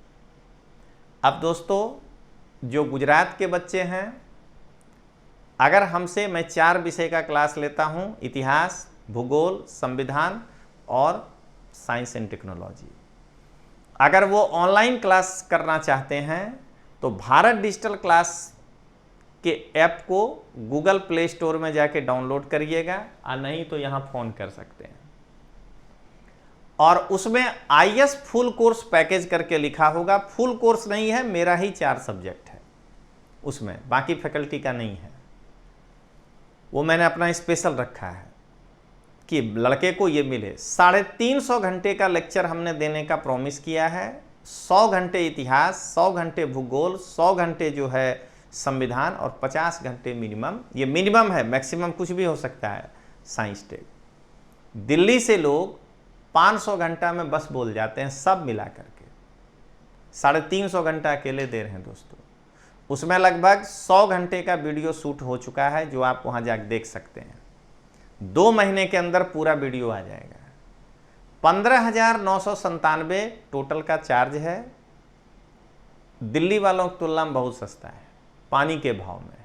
और गुजरात के लड़कों के लिए स्पेशली है वो, क्योंकि उसमें जो PPT चलता है वो प्योर गुजराती में है दोस्तों। केवल मैं व्याख्या हिंदी में करता हूँ। वो यहाँ संपर्क कर सकते हैं, और नहीं तो गूगल प्ले से जाकर के आप ले सकते हैं। भारत के जो लड़के हैं, यदि वो रजनीश तोमर पर भरोसा कर सकते हैं तो इस नंबर पर संपर्क करिएगा। ऑनलाइन क्लास उनको भी दिया जाएगा, और उसमें पीछे का PPT प्योर हिंदी होगा। आप मेरे हिंदी बोलने के लिए, अरे बिहार में जन्म लिए हैं, हिंदी नहीं जानेंगे, दिल्ली विश्वविद्यालय में पढ़े हैं, हिंदी नहीं जानेंगे। ये तो मैं जब 2003 में गुजरात आया था तो यहाँ पर माहौल नहीं था। उसको देख करके मैंने इसको कर्म भूमि बनाया।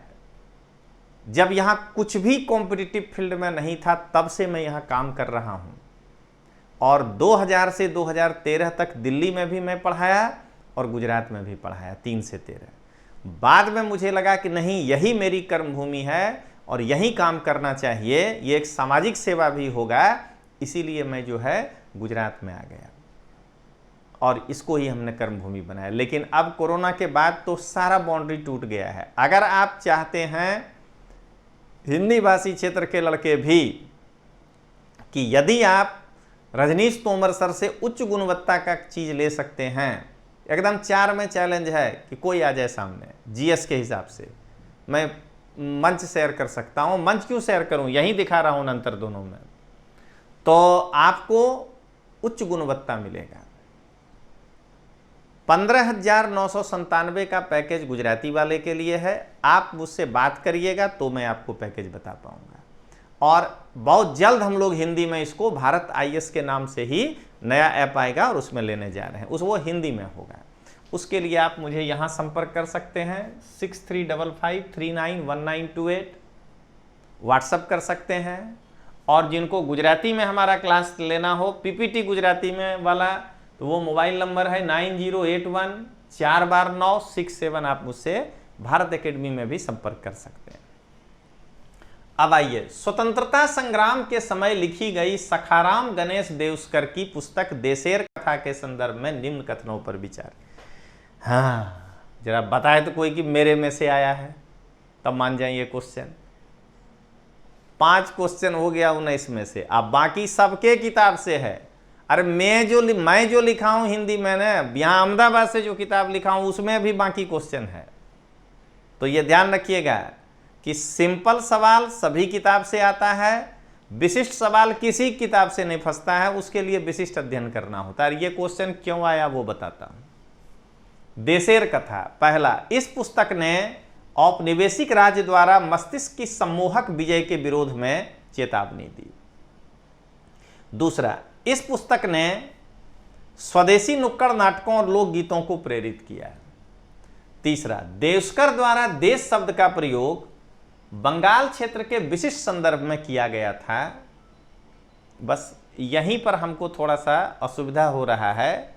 स्वदेशी आंदोलनकारियों ने देश का अर्थ निकाला बंगाल, देउस्कर साहब कर लगा हुआ है, मराठी हैं, उनके लिए पूरा ब्रॉड इंडिया था।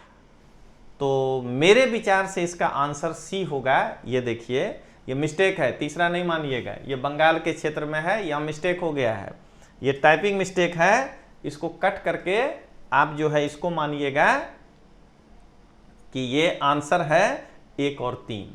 तो देउस्कर द्वारा जो है देश का अर्थ बंगाल नहीं है, देउस्कर के द्वारा देश है।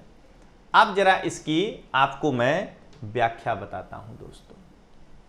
इसको एक बार फिर मैं कह रहा हूं कि इसको कट करके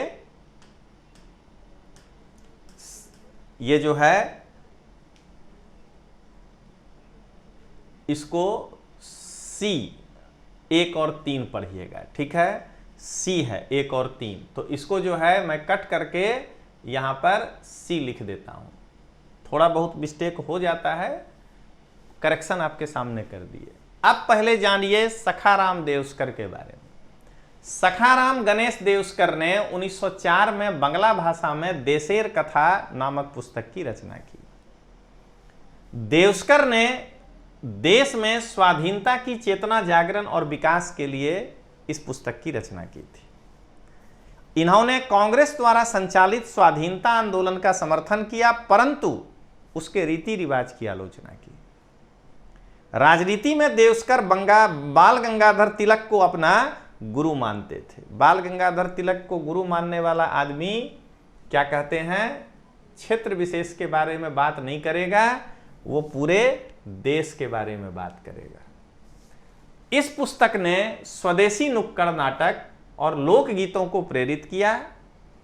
इनके द्वारा लिखे गए अन्य ग्रंथ पुस्तक महामती रानडे 1901 में, झांसी राजकुमार 1901, बाजीराव 1902, आनंदीबाई 1903, शिवाजीर महत्व 1904। शिवाजीर बंगला में लिख रहे हैं, शिवाजी का महत्व, झांसी राजकुमार, झांसी का राजकुमार बंगला में है। तो ये जो है आपका लिखे। लेकिन ध्यान रखिएगा ये क्वेश्चन क्यों आया, ये करंट से जुड़ा हुआ क्वेश्चन है दोस्तों। देखिए मैंने लिखा है वो मैं दिखाता हूं आपको।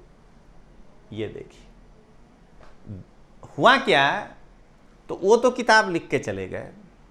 1979 में त्रिपुरा के अगरतला में एक दैनिक समाचार पत्र का रजिस्ट्रेशन हुआ RNI नंबर के साथ। रजिस्टर्ड इंडेक्स नंबर जो है जनरल रजिस्ट्रार के यहाँ, उस बंगाली दैनिक अखबार था 1979 में, उसका नाम था, रखा गया देशेर कथा। वो अखबार है, उसके संपादक हैं समीर पॉल। जब त्रिपुरा में सरकार परिवर्तन हुआ, तो सरकार के परिवर्तन के बाद वहां पर ऐसा लगा कि शायद ये अखबार नहीं रहा। सरकार को लग सकता है, इसका शिकायत भी नहीं करना है, बड़ाई भी नहीं करना है, सरकार को लगा कि शायद ये सीपीएम का मुखपत्र के रूप में काम कर रहा है। इस कारण से रजिस्ट्रार जो थे आरएनआई देने वाले, वो 1 अक्टूबर 2018 को press and registration of book act 1867 के अंतर्गत इस पे बैन लगा दिए। मामला कोर्ट में गया और कोर्ट के आदेश के बाद 11 अक्टूबर 2018 से ये फिर से छपने लगा। हिंदू नहीं, द स्टेट्समैन नहीं, सारे के सारे अखबार में ये आया हुआ न्यूज है। मेरा मन किया था कि यहाँ कटिंग लगा दें, लेकिन वो नहीं लगाए। आप जाके देख लीजिए यूट्यूब पर या इस पे ये अखबार। तो फिर ये कोई मैगजीन वाला क्यों नहीं लिखा था 2018 में? ये तो कल्चर का पार्ट है, यानी दिमाग नहीं पहुंचा था वहां तक। यही चीज है दोस्तों। अब जरा हम लोग आगे बढ़ें, इसीलिए हम कहते हैं कि ये क्वेश्चन। अब आइए, गांधी इरविन समझौते में निम्न में क्या सम्मिलित थे? ये तो मेरे किताब में लिखा हुआ है, मैं अपने ही किताब का व्याख्या भी आपको करूंगा। फर्स्ट, राउंड टेबल कॉन्फ्रेंस में भाग लेने के लिए कांग्रेस को आमंत्रित करना। सेकंड, असहयोग आंदोलन के संबंध में जारी किए गए अध्यादेशों को वापस लेना। थर्ड, पुलिस की ज्यादतियों की जांच करने हेतु गांधी जी के सुझाव को उसकी स्वीकृति। फोर्थ, केवल उन्हीं कैदियों की रिहाई जिन पर हिंसा का अभियोग नहीं था। नीचे के कूट में से कौन से सही हैं? तो इसका आंसर है बी, 1, 2, 4। तीसरा वाला जो है, पुलिस जातियों की जांच के लिए गांधी जी, ये मानेगा अंग्रेज कभी? तो ये जो है 3 गलत है, बाकी सब सही है दोस्तों। तो 77 का बी। अब मेरे बुक में जो लाइन लिखा है वही मैं लाइन बाय लाइन यहां रखा हूं, जो हमने लिखा है भारत का इतिहास। 5 मार्च 1931 को अंततः एक समझौते पर हस्ताक्षर हुए। इस समझौते को गांधी इरविन समझौता कहा गया। समझौते की शर्तें इस प्रकार थीं। पहला, कांग्रेस व उसके कार्यकर्ताओं की जब्त संपत्ति वापस की जाए। दूसरा, सरकार द्वारा सभी अध्यादेश एवं पूर्ण अभियोगों के मामले को वापस लिया जाए। हिंसात्मक कार्यों में लिप्त अभियुक्तों के अतिरिक्त सभी राजनीतिक कैदियों को मुक्त किया जाए। अफीम, शराब एवं विदेशी वस्त्र के दुकानों पर शांतिपूर्ण ढंग से धरने की अनुमति दी जाए। समुद्र के किनारे बसने वाले लोगों को नमक बनाने व उसे एकत्रित करने की छूट दी जाए। गांधी जी ने कांग्रेस की ओर से निम्न शर्तें स्वीकार की। यही गलती हो गया था, असहयोग आंदोलन था। सविनय अवज्ञा आंदोलन स्थगित कर दिया जाएगा। द्वितीय गोलमेज सम्मेलन में कांग्रेस के प्रतिनिधि भाग लेंगे। पुलिस की ज्यादतियों के खिलाफ निष्पक्ष न्यायिक जांच की मांग वापस ले ली जाएगी। देख लीजिए, वापस लिया गया है। अब वहां इसी को कहा कि सुझाव दिया गया, मान लिया गया। नमक कानून उन्मूलन की मांग और बहिष्कार की मांग को वापस ले लिया जाएगा। ये था दोस्तों क्वेश्चन 78 नंबर। अब ये भी कोई दिखा दे अपने किताब से तो मान जाएंगे। अस्पृश्य समुदाय के लोगों को लक्षित कर प्रथम मासिक पत्रिका विटाल विध्वंसक किसके द्वारा प्रकाशित किया गया था? ए, गोपाल बाबा वलंगर, ज्योतिबा फूले, मोहनदास करमचंद गांधी, भीमराव रामजी अंबेडकर। सब लोग बताए कि आंसर ए है। बहुत आसान प्रश्न है, लेकिन ये मैटर किन के किताब में है जो क्वेश्चन आसान हो गया? अब जरा इनकी व्याख्या सुनिए। गोपाल बाबा वलंगर का जन्म 1840 में महाराष्ट्र के रायगढ़ जिले में महाड़ के समीप रावदुल गांव में महार जाति में हुआ था। 1886 में सेना में सेवा करने के बाद ये दापोली में आकर बस गए और ज्योतिराव फूले से वो अत्यंत प्रभावित हुए। 1859 में इन्हें महाड़ के स्थानीय तालुका बोर्ड में नियुक्त किया गया। इन्होंने ज्योतिराव फूले के इस सिद्धांत को आगे बढ़ाया कि भारत के अस्पृश्य लोग स्वदेशी निवासी थे और ब्राह्मण भारत पर आक्रमण किए थे। ये इनका सिद्धांत था। उन्होंने दावा किया कि दक्षिण के उच्च जाति के लोग ऑस्ट्रेलियाई, सेमेटिक, गैर आर्यन और अफ्रीकी निग्रो थे। 1888 में इन्होंने विटाल विध्वंसक, इसका मतलब होता है destroyer of Brahmanical, destroyer of Brahmanical या सेरेमोनियल पॉल्यूशन इन्होंने कहा नामक पुस्तक की रचना की। इन्होंने मराठी भाषा के अखबार सुधाकर और दीनबंधु के लिए भी लेख लिखा है। गुजरात के विद्यार्थी के लिए कि इतना व्याख्या करने वाले तोमर सर को छोड़ करके आप लोग इधर उधर भटकते हैं, इसलिए अब तो संकेंद्रन केवल और केवल तोमर सर के आसपास होना चाहिए। अब भी अगर आपको नहीं समझ में आ रहा है तो फिर वो आपके ऊपर है। और अब मैं जब कहता था तो मेरे साथ आप भी हंसिए, जो अपने को कहता है कोई भी हो, हम इतिहास का किंग हैं, इतिहास का पिता हैं, इतिहास का भीष्म पितामह हैं, इतिहास का दादा हैं। अरे इतिहास का बेटा नहीं हो, नहीं तो अभी कौन आया गुजरात से व्याख्या करने के लिए, जरा ये बताइए। इस तरह से वो दिल्ली वाला को पहले करने दिया, उसके बाद ABC उसी को देख दाख के जो है एक आध दो लोग बोल दिया। आज जो सबसे तेज बनता है गांधीनगर में वो तो अभी तक नहीं दिखाई दे रहा है कि हम जो है व्याख्या करें। इसलिए कह रहे हैं कि गुजरात के लड़कों के लिए कि आप इधर उधर का मार्ग छोड़िए और तोमर सर के साथ आइए, 1 साल पढ़िए अच्छे से, देखिए आपका प्रीलिम्स मोर देन रिजल्ट आएगा गुजरात से। और आप भटकाव की स्थिति में हैं। आप दिल्ली का किताब पढ़े, जरा बताइए कि ये क्वेश्चन है उसके किताब में, तो फिर वो पढ़ने का मतलब।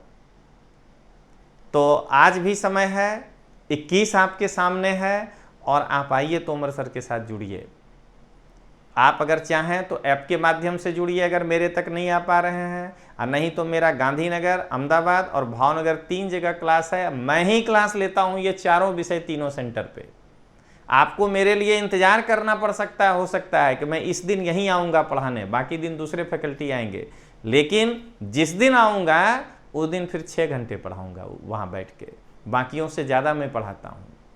तो अभी भी आपसे अपील है कि आप मिलिए, आप ये 3 सेंटर पर आकर के पढ़िए इतिहास। इसके बाद देखिएगा पॉलिटी का व्याख्या लेके आ रहे हैं कि वो भी कीजिए। मैं जानकर व्याख्यात्मक हल लेकर आया कि उनका ABCD पढ़ के मैं नहीं बता रहा हूँ। तो आप अभी सोच लीजिए, सब बहुत जानते थे अपने गुजरात में, सब GPSC कराने लगे थे। अरे व्याख्या के लिए तो आ जाते UPSC में, तब मैं मान लेता। एक भी आदमी में हिम्मत नहीं हुआ कि एक्सप्लेन करें कि लिख करके किसका ये होता है। सारे लोग बस वो दिल्ली वाला का ABCD को आगे पीछे करके कर दिया, जबकि वहां खुद ही गलती है। इतना एक मेरे से मिस्टेक हुआ था, तुरंत सुधार दिए ना आपको। तो एक एक चीज को हमने खुद लिखा है। अब आइए आगे बढ़े,